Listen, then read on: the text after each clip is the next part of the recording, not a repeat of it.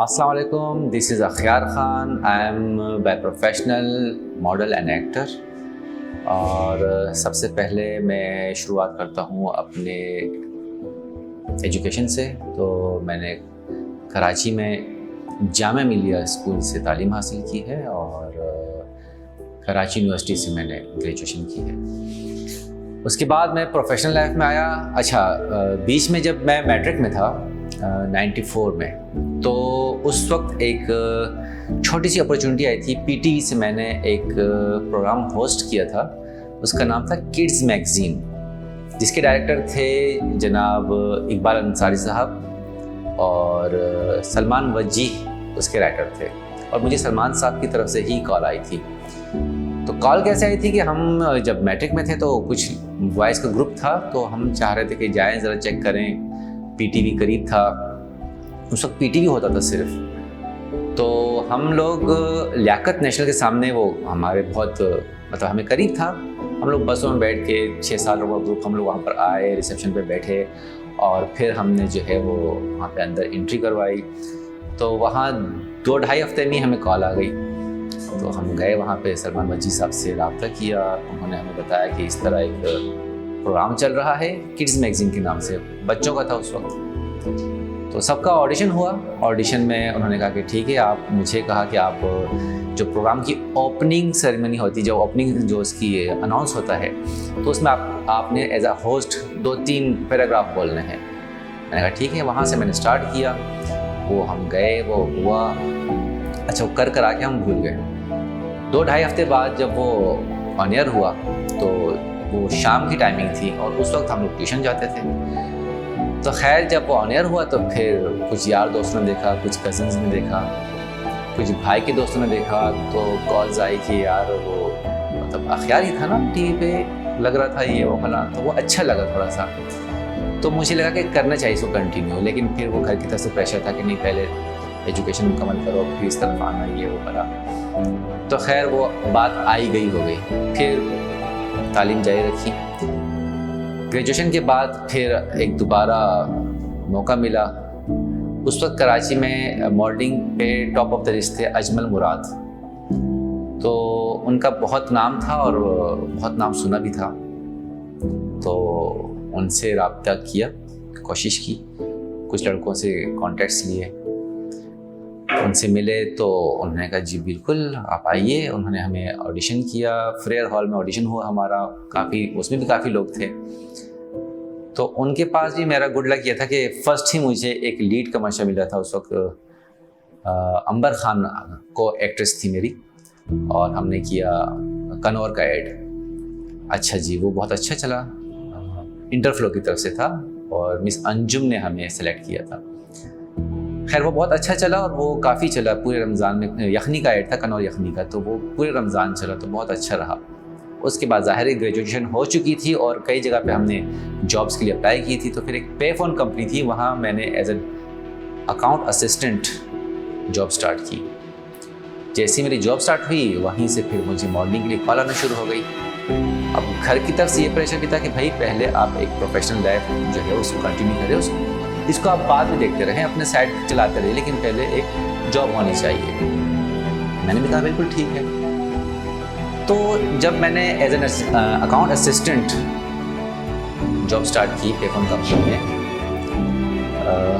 तो मुझे कॉल आना शुरू हो गई दोबारा मॉडलिंग के लिए अजमल भाई की तरफ से। तो मैंने उनसे कहा कि सर भी 2-2.5 महीने का हमारा पीरियड है, मैं कोई ऑफ नहीं कर सकता। हाँ, संडे को अगर कोई हो तो बताइएगा। तो उन्होंने आगे से थोड़ा सा नाराज़ हुए कि यार शूट वाले आपका वेट नहीं करेंगे, कि संडे का हो तब आपको बुलाएंगे। मैंने कहा कि सर मेरा ये प्रॉब्लम है, मैंने उनको बता दिया। उन्होंने कहा चलो ठीक है। 1-1.5 हफ्ते बाद दोबारा उनकी कॉल आई किसी और प्रोजेक्ट के लिए कि नया प्रोडक्ट है और ये है वो है। तो मैंने उनको फिर वही जो मेरा प्रॉब्लम था मैंने एक्सक्यूज़ किया। तो उन्होंने कहा कि ठीक है। फिर इत्तेफाक है, गुड लक चल रहा था, तो थर्ड कॉल उनकी आई। तो मैंने उनसे बताया कि सर मैं यहाँ पे, उन्होंने मतलब थोड़ा सा नाराज़ हुए कि भाई ऐसा क्या कर रहे हो तुम कि तुम अपना मॉडलिंग का शौक छोड़ के और जॉब कर रहे हो। मैंने कहा मैं एक पे फ़ोन कंपनी में अकाउंट असिस्टेंट का की जॉब कर रहा हूँ। तो उन्होंने कहा ठीक है, आप एक काम करो, मेरे पास आओ, अकाउंट्स भी देखो और अपने शौक भी पूरे करो। मैंने कहा ये तो बहुत बेस्ट है। मैंने घर वालों से कहा, घर वालों ने कहा ये तो नहीं कि कहीं तुम अपने शौक के चक्कर में जो है वो जॉब छोड़ रहे हो, लगी लगाई रोजी है, ये है वो है। मैंने कहा नहीं, अब वहाँ से कॉल आई हो और वो माशाल्लाह इस वक्त के टॉप पे हैं, वो इस तरह जो है वो गलत बयानी तो नहीं करेंगे कि अपने एक प्रोजेक्ट के लिए मुझे इस तरह कहेंगे। मैंने कहा ठीक है, जो तुम्हें बेहतर लगे। तो फिर मुझे घर की तरफ से पूरी फुल सपोर्ट थी, मतलब वालिद साहब की तरफ से भी अल्लाह उनको जन्नत नसीब करे, वालिदा की तरफ से, भाई की तरफ से फुल सपोर्ट थी कि ठीक है जो तुम्हारे दिल में आए करो, क्योंकि अब तुम बच्चे नहीं रहे हो। तो मैंने कहा ठीक है। मैं गया उनके पास, तो पहले कमर्शियल जो था वो किया, उसके बाद फिर उनके पास कंटिन्यू मैंने 2004 में एज एन अकाउंटेंट और उनके पास जो है वो मैंने जॉब स्टार्ट कर दी। 2004 से 2007 तक मैं उनके पास रहा और मैंने काफ़ी कुछ सीखा उनसे, बीच में मॉडलिंग भी करता रहा। तो फिर जब मैंने देखा कि मतलब मॉडलिंग मतलब कम चल रही थी उस वक्त मेरी, जो एज अ मॉडल इतना काम नहीं किया था मैंने, लेकिन उस वक्त जब मैंने देखा बाय प्रोफेशनल फील्ड बहुत अच्छी है, तो मैं प्रोडक्शन में आने की सोचा। मैंने कहा अब इसको बाकायदा सिंसियरली और सीरियसली लेना चाहिए बाय प्रोफेशनल।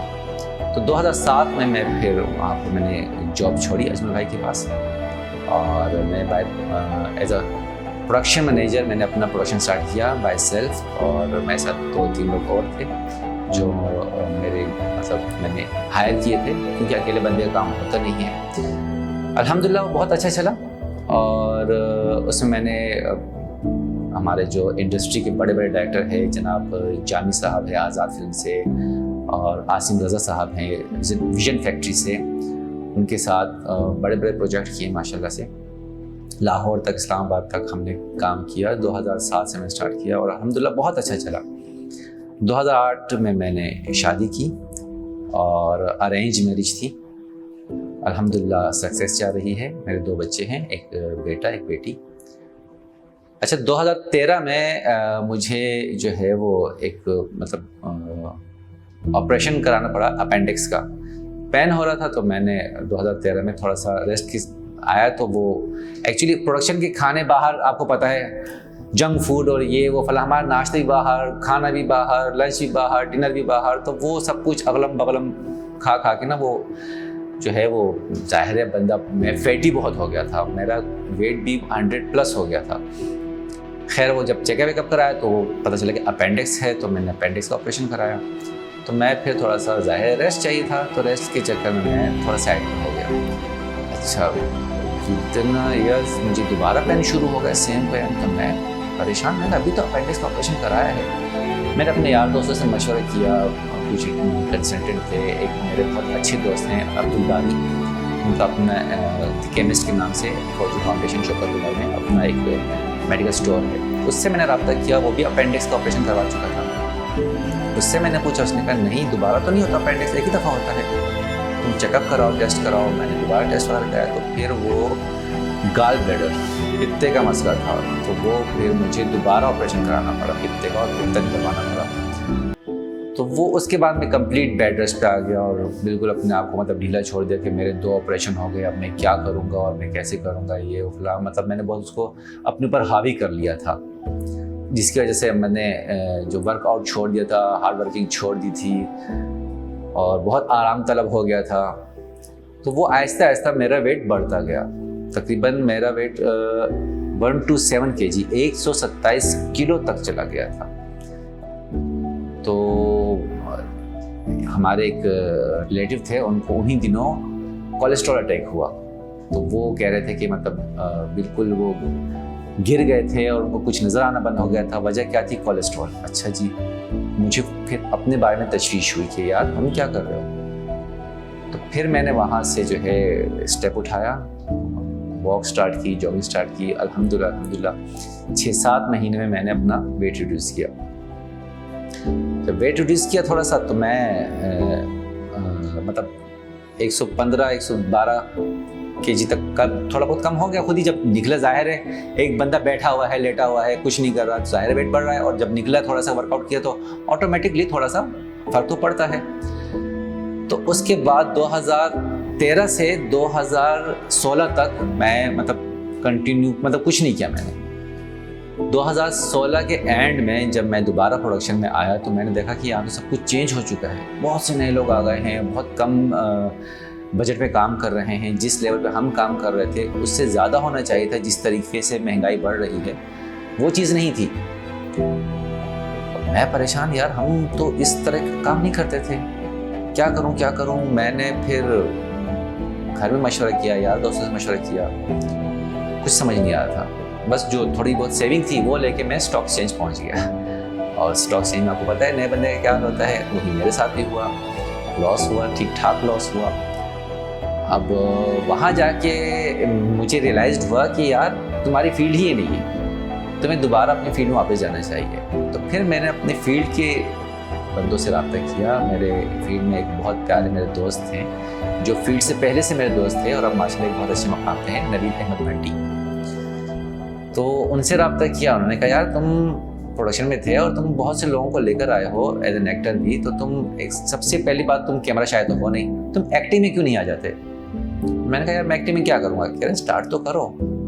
तो मैंने कहा ठीक है। फिर उसी के थ्रू में आया front of the camera, behind the camera से फ्रंट ऑफ द कैमरा। तो कुछ प्रोजेक्ट स्टार्ट किए। तो जब जो फर्स्ट प्रोजेक्ट मुझे उस वक्त उसने दिया नवीद अहमद भट्टी ने, तो वो उसका नाम था हाले दिल। उसके लिए मुझे कॉल आई कि आप जो है वो हाले दिल में एक करेक्टर है और वो 91 एपिसोड से आएगा और 100 पे सो ख़त्म हो जाएगा, 10 एपिसोड का काम है। मैंने कहा ठीक है। तो वो स्टार्ट किया, लेकिन वो माशाल्लाह पब्लिक को बहुत पसंद आया और अल्हम्दुलिल्लाह वो गया 240 एपिसोड तक, 240 एपिसोड तक।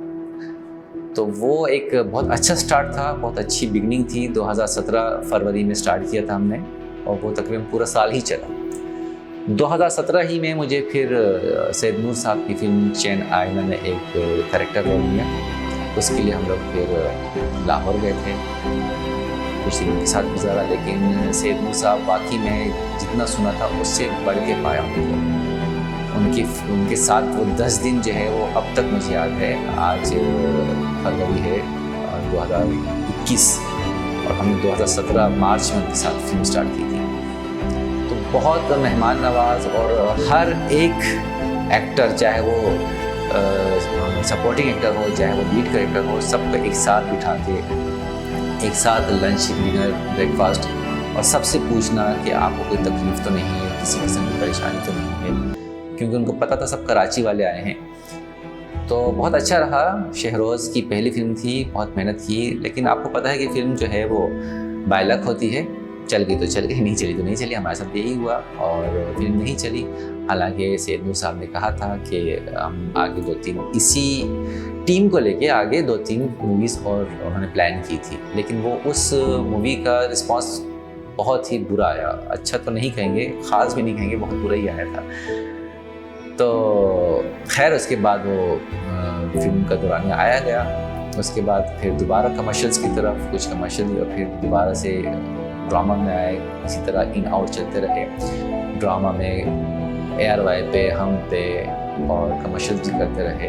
तो इसी तरह ड्रामेस चलते रहे, कमर्शियल चलते रहे। अल्हम्दुलिल्लाह अभी मैं काम कर रहा हूँ और नवीद अहमद भट्टी जो अब मुख्तलिफ जगहों से गुजरते गुजरते अब माशाल्लाह आई ड्रीम पे एक अच्छी पोजीशन पे है, उनके साथ कर रहा हूँ। फिर मोमल प्रोडक्शन और MD प्रोडक्शन और एक्सप्रेस के साथ भी काम किया।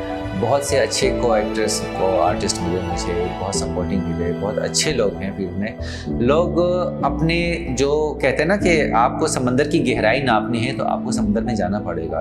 बाहर से लोग तरह तरह की बातें करते हैं, बहुत से लोग नेगेटिव पॉइंट रखते हैं। तो हर जगह हर किस्म के लोग होते हैं। ये नहीं कि आप बाहर बैठने वाले मीडिया वालों को नेगेटिव पॉइंट से देखें, ऐसा नहीं होता। आपके इर्द गिर्द भी बहुत से ऐसे लोग होते हैं। हर मोहल्ले में एक बंदा ऐसा होता है जो तनकीद करता है। इनफैक्ट मेरे नज़र में ये है कि हर आपकी मोहल्ले की मस्जिद में भी एक आदमी ऐसा होता है जो हर चीज़ पे आपको टोकता है, मना करता है।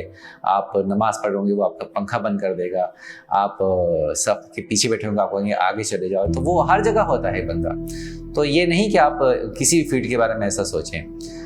तो ये हर बंदे का अपना नज़रिया है। अल्हम्दुलिल्लाह मैं काम कर रहा हूँ और अभी आगे भी मेरे पास प्रोजेक्ट हैं। और फिर जहाँ तक अपनी लाइफ की बात है तो मैं अल्हम्दुलिल्लाह आपके सामने मैंने वेट भी बहुत लूज़ किया और अब मेरा टारगेट जो था वो अचीव हो चुका है और बहुत अच्छा चल रहा है। आप लोगों की दुआएं हैं, आपकी मोहब्बत है, इंशाल्लाह आप लोग देखते रहेंगे तो आपको मज़ीद और अच्छे प्रोग्राम में आपको अख्यार खान नज़र आएंगे। बहुत शुक्रिया आप लोगों का।